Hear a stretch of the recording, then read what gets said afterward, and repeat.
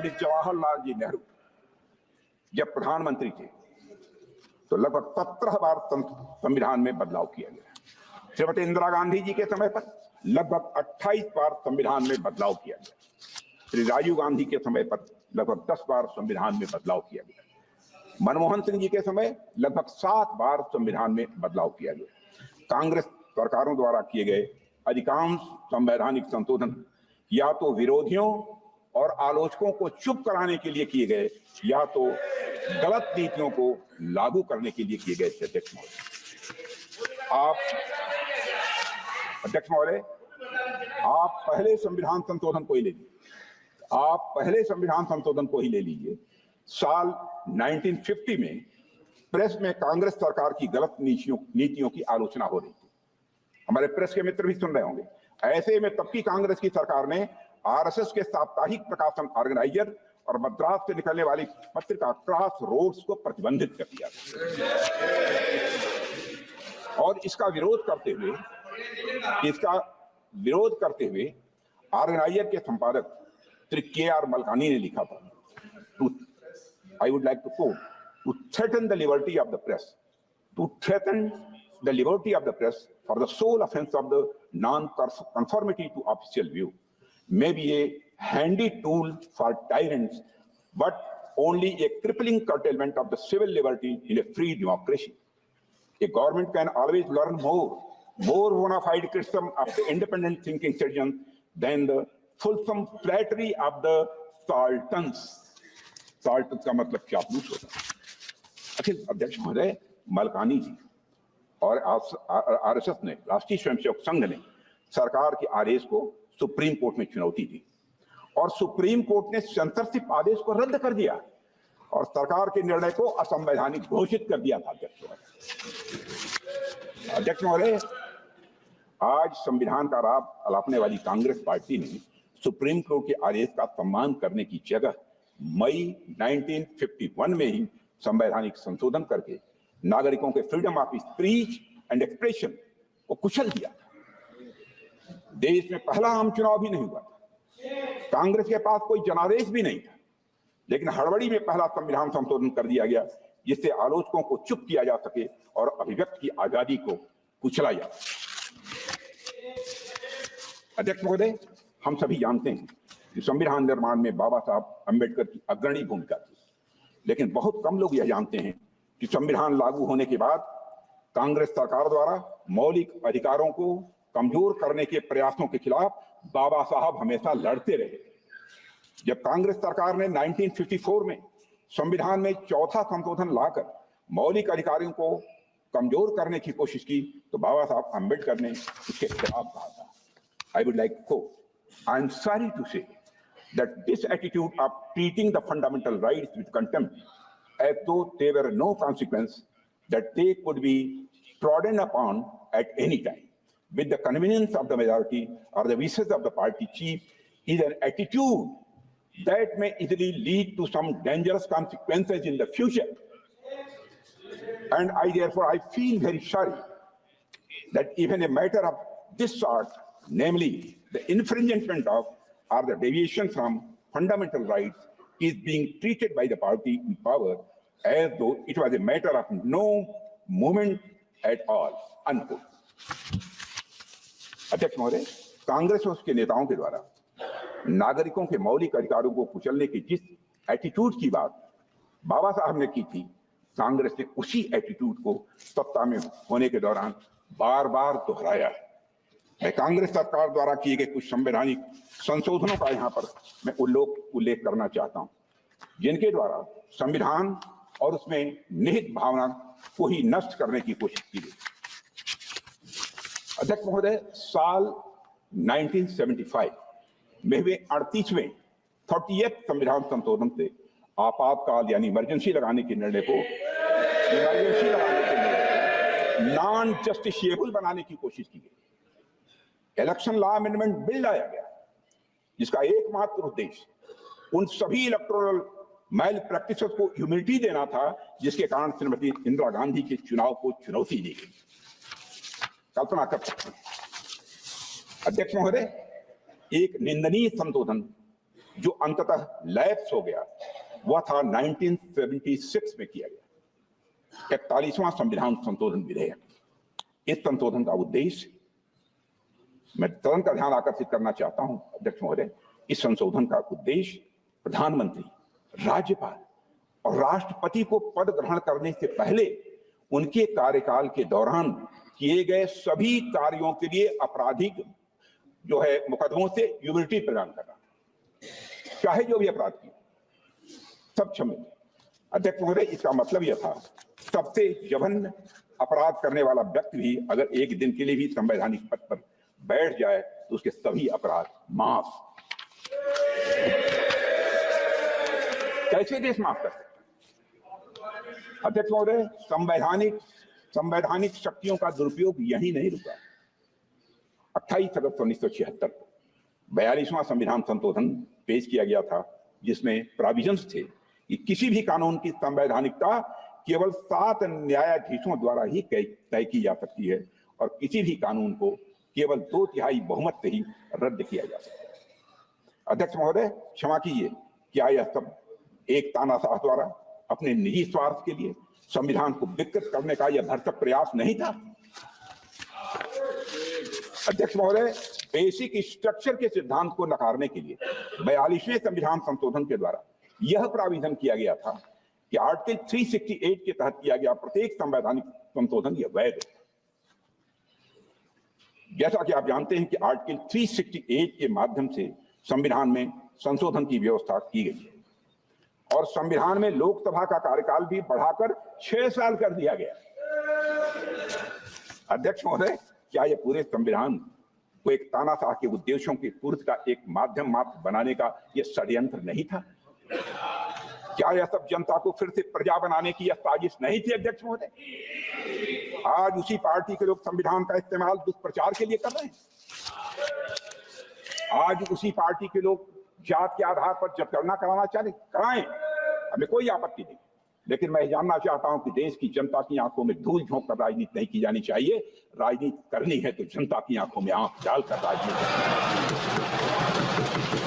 आपको एक ब्लूप्रिंट लेकर आना चाहिए, एक मसौदा लेकर आना चाहिए, ऐसा मसौदा जिसमें कि यह पूरी तरह से स्पष्ट हो, जो जातिगत जनगणना कराएंगे किस जाति को आरक्षण का कितना प्रतिशत देंगे, इसका भी खुलासा होना चाहिए।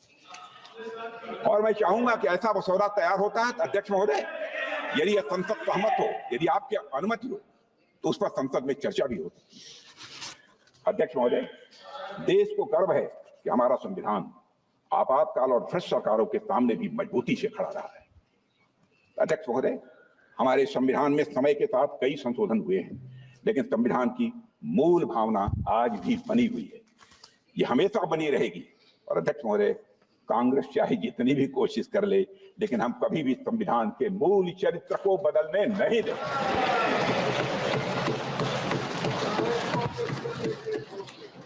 आप इतिहास देखें, हमने आपातकाल के काले दिनों में भी संविधान के मूल चरित्र को चोट पहुंचाने के हर प्रयास का मजबूती के साथ विरोध किया था। लाखों की संख्या में संविधान के सिपाहियों ने जेल की यातना झेली है। मैं स्वयं इन यातनाओं का मुक्त होगी 18 महीने मैं भी जेल रहा हूं। 2 महीने तक हमने तन्हाई काटी है, सॉलिटरी सेल काटी है। अध्यक्ष महोदय, जेल में रहते हुए मेरी मां की मृत्यु हो जाने पर मुखाग्नि देने के लिए हमको पैरोल तक नहीं दिया गया।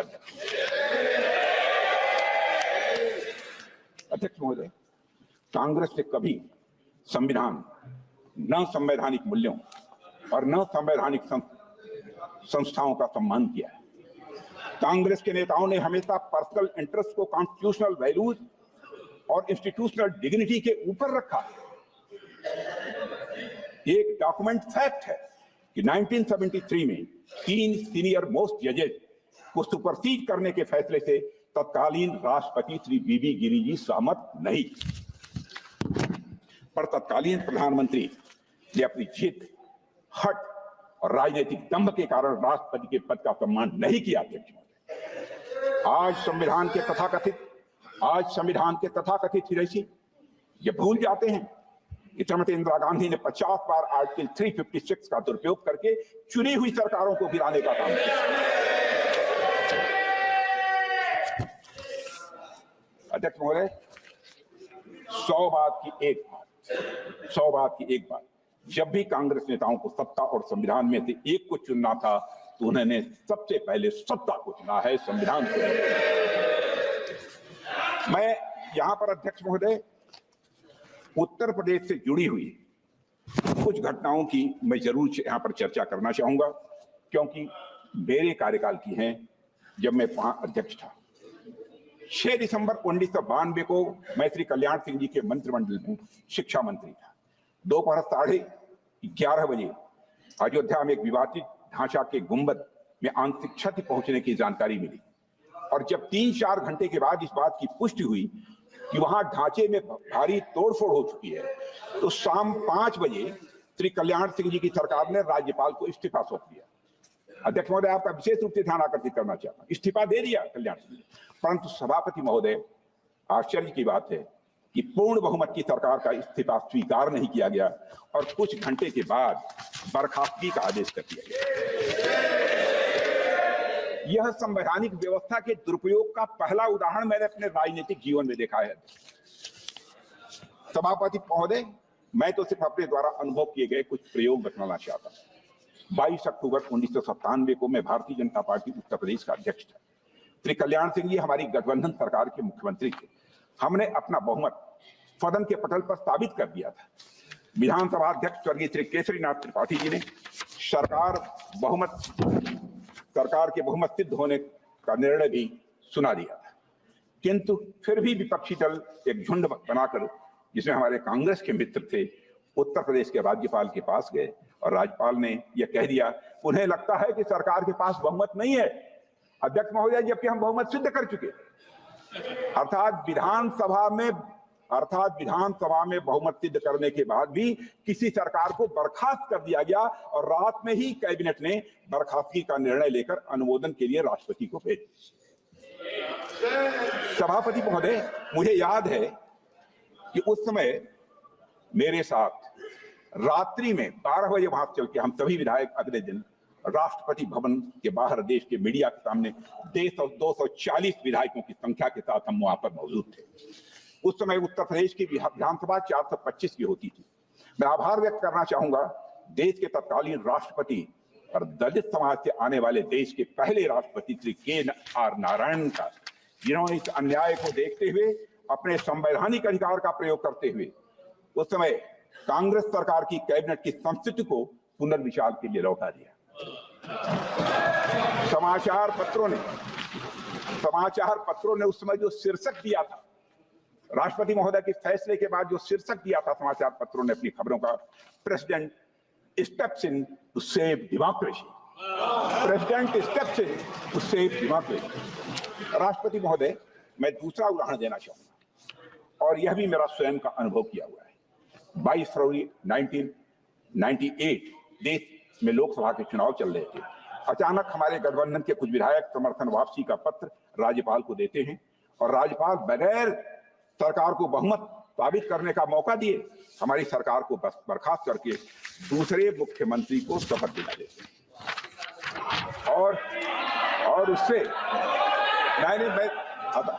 और उससे अब क्या करें, क्या वो एक डिसिप्लिन सोल्जर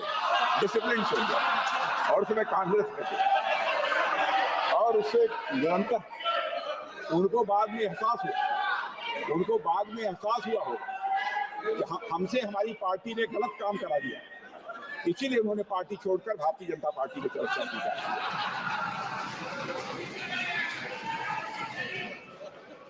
तब अध्यक्ष महोदय और उससे तुरंत बहुमत साबित करने के लिए भी नहीं कहते।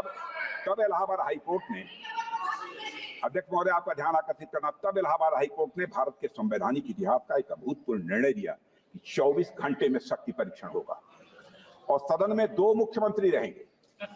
आपने ऐसा कभी सुना नहीं होगा और जो बहुमत पाएगा वही मुख्यमंत्री माना जाएगा।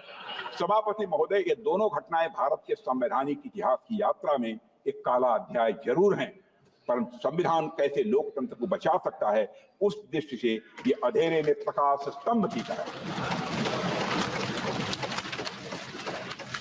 हम सबसे बड़े दल के रूप में थे, हम और जदयू चुनाव पूर्व सबसे बड़े गठबंधन थे। इसके बावजूद हमारे पास बहुमत था, परंतु हमें सरकार बनाने नहीं दी जा रही थी। जब मामला सर्वोच्च न्यायालय में गया तो पहली बार झारखंड के तत्कालीन राज्यपाल और तत्कालीन केंद्र सरकार पर तल्ख टिप्पणी करते हुए सर्वोच्च न्यायालय ने फ्रॉड ऑन कॉन्स्टिट्यूशन जैसी बात कही थी। यह झारखंड की घटना है जिसका मैं यहाँ पर उल्लेख करना चाहता हूँ। उसके विस्तार में मैं अध्यक्ष महोदय नहीं गया। अध्यक्ष महोदय, मैं भारत के संसदीय और संवैधानिक इतिहास में यदि मील के पत्थर गिनाना चाहूं तो 1995 में जब जेनेवा में, मैं प्रतिपक्ष का ध्यान विशेष रूप से अध्यक्ष महोदय आपके माध्यम से आकर्षित करना चाहता हूं। 1995 में जब जेनेवा में संयुक्त राष्ट्र संघ में पाकिस्तान कश्मीर को लेकर भारत के खिलाफ प्रस्ताव ला रहा था, उस समय कांग्रेस की तत्कालीन सरकार से कश्मीर मुद्दे पर घनघोर विरोध के बावजूद तत्कालीन नेता प्रतिपक्ष हम सबके श्रद्धेय अटल बिहारी वाजपेयी, जो भारतीय प्रतिनिधिमंडल का नेतृत्व करते हुए नरसिम्हा राव सरकार का पक्ष प्रस्तुत करने के लिए जेनेवा गए और विदेश की धरती पर सारा श्रेय नरसिम्हा राव जी की सरकार को दिया था हमारे लीडर अपोजिशन श्रद्धेय अटल बिहारी वाजपेयी। और भारत की धरती पर आकर फिर भारत वहां विदेश में तो जाकर उन्होंने सरकार का, केंद्रीय सरकार का समर्थन किया था, लेकिन भारत की धरती पर आकर उन्होंने सरकार का फिर से मुखर विरोध किया। सभापति महोदय, आज जब मैं देखता हूं कि हमारे कई नेता विदेश की धरती पर जाकर भारत के बारे में न जाने क्या क्या कहते हैं,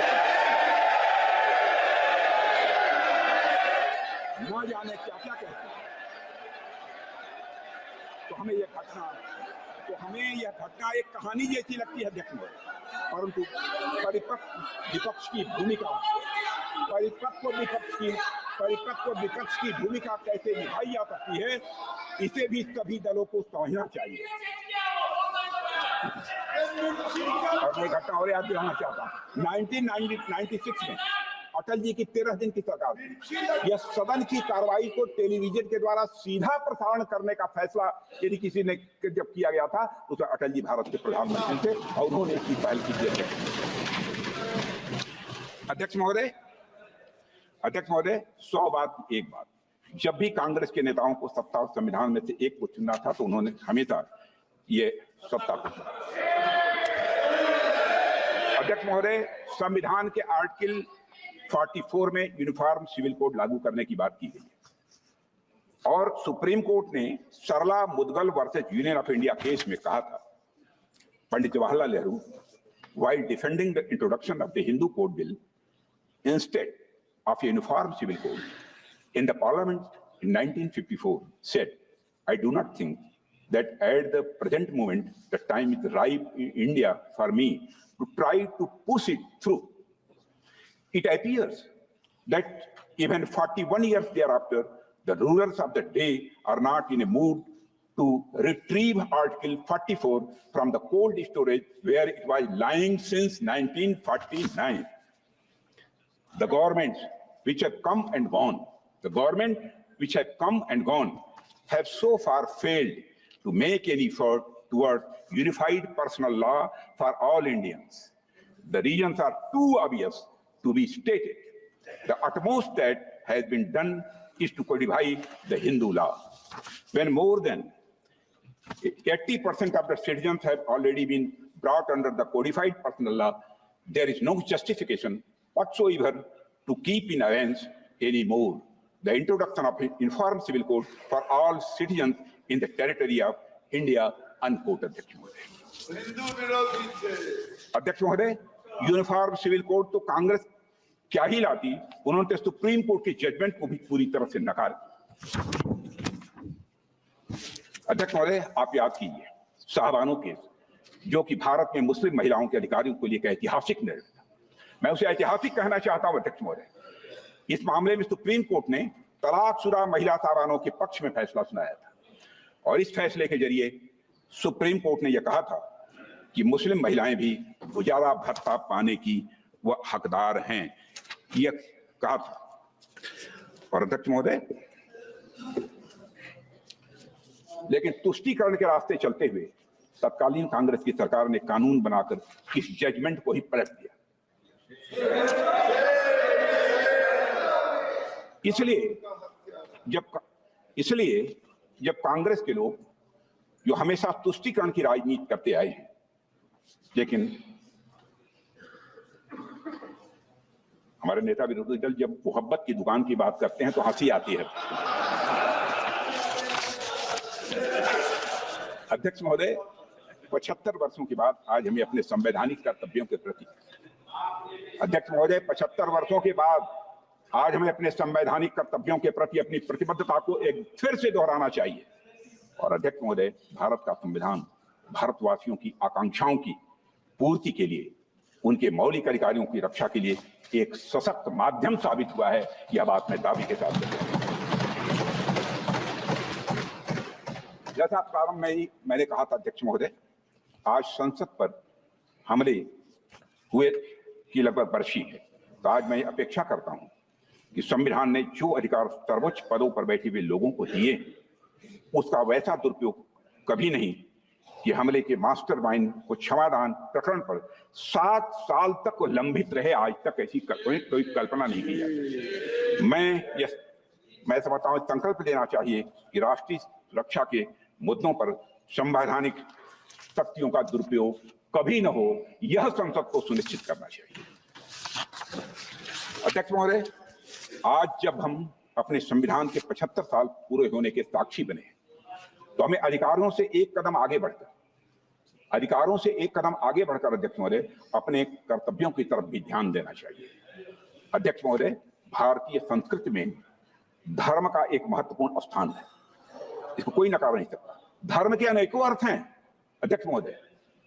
मंदिर में जाकर पूजा करना, मस्जिद में जाकर इबादत करना, गिरजाघर में सजदा करना, यही धर्म नहीं है।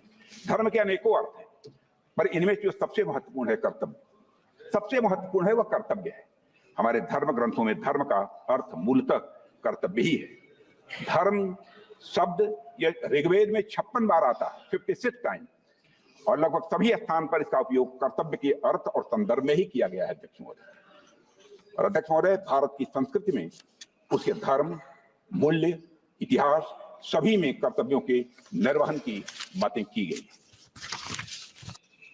अध्यक्ष महोदय, भारत एक लोकतांत्रिक देश है और किसी भी लोकतंत्र में उसका संविधान ही उसका सबसे महत्वपूर्ण दस्तावेज या यूं कहूं सैक्रेड डॉक्यूमेंट माना जाता है।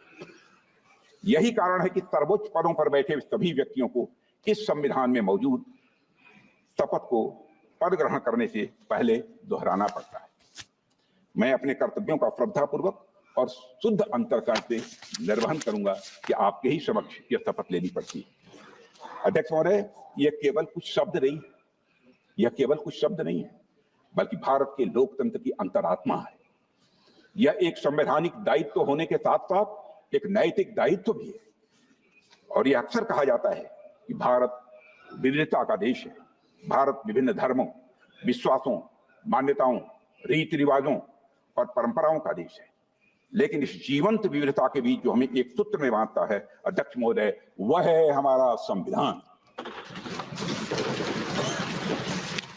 अध्यक्ष महोदय, यहां में ग्रैनविल ऑस्टिन ने अपनी बहुचर्चित किताब the Indian constitution cornerstone of the nation में लिखा है कि हमारे संविधान निर्माताओं ने भारतीय संविधान में राष्ट्र के आदर्शों और उसे प्राप्त करने के लिए इंस्टीट्यूशन और प्रोसीजर दोनों को एक समान महत्व दिया है।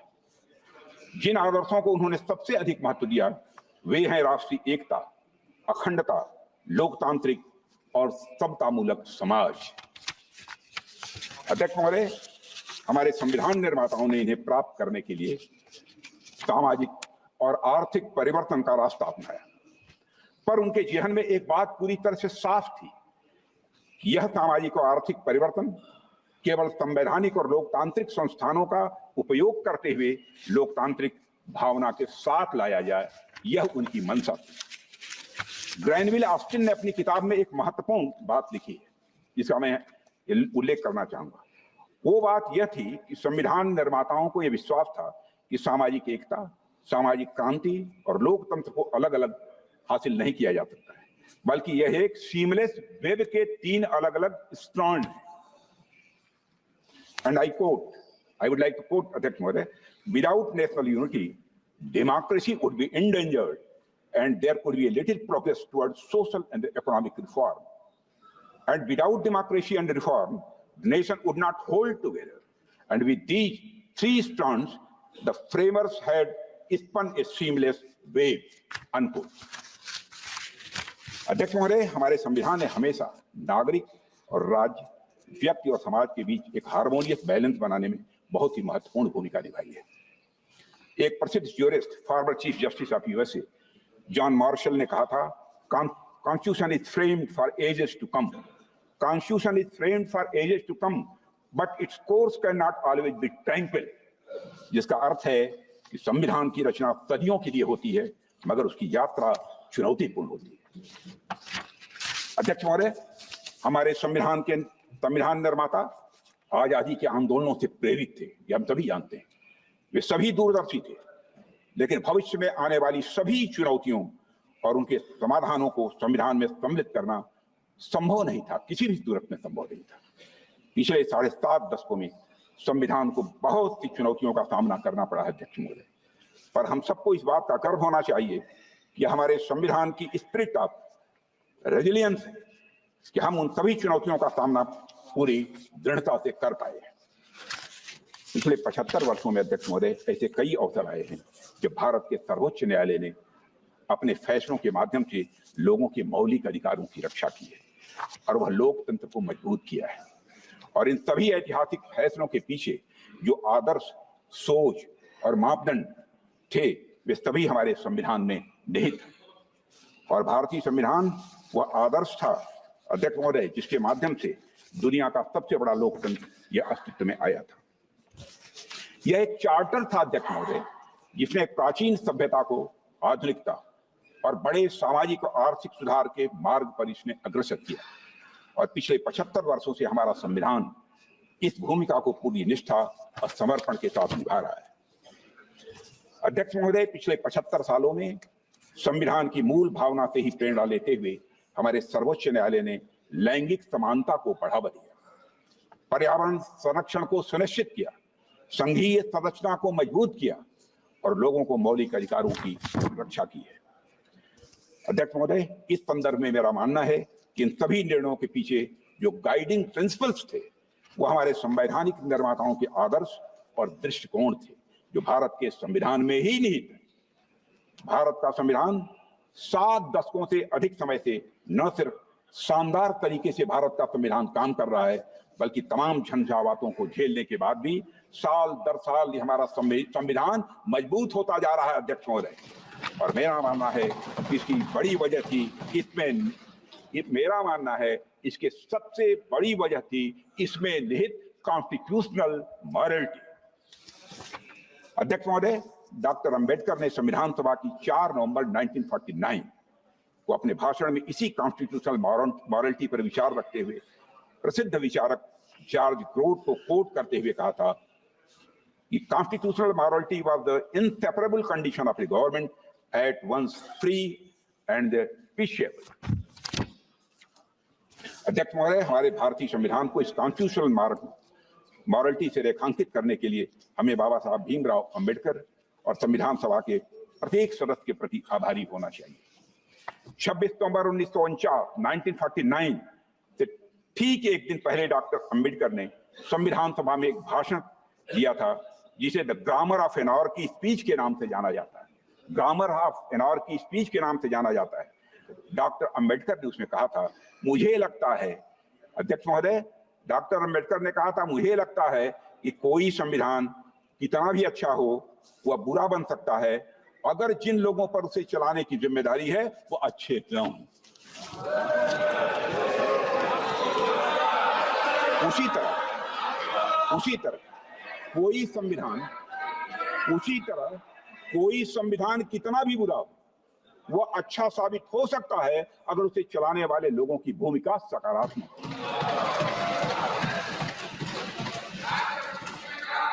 ये राजनीति का चरित्र है। राजनीति का चरित्र है, जैसे व्यक्तियों के हाथों में जाती है वैसी बन जाती है। राम के हाथों में जाती है तो भक्त बन जाती है, कृष्ण के हाथों में जाती है तो युक्ति बन जाती है। आजाद, भगत सिंह, अशफाकुल्लाह खां जैसे माय में जाती है तो मुक्ति बन जाती है।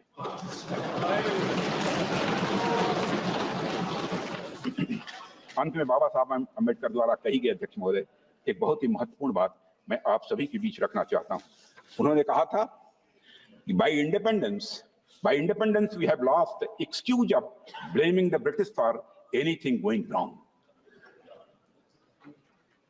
Again, I would like to repeat it. By independence, we have lost the excuse of blaming the British for anything going wrong. If hereafter things go wrong, we will have nobody to blame except ourselves. अध्यक्ष महोदय, इस बात को हमें हमेशा याद रखना चाहिए। अध्यक्ष महोदय, इस बात को हमेशा याद रखना चाहिए। हमारा संविधान सबसे उत्कृष्ट दिमागों की एक कड़ी मेहनत और दृष्टि का परिणाम। हमारा संविधान हर मामले में एक महान दस्तावेज है अध्यक्ष महोदय।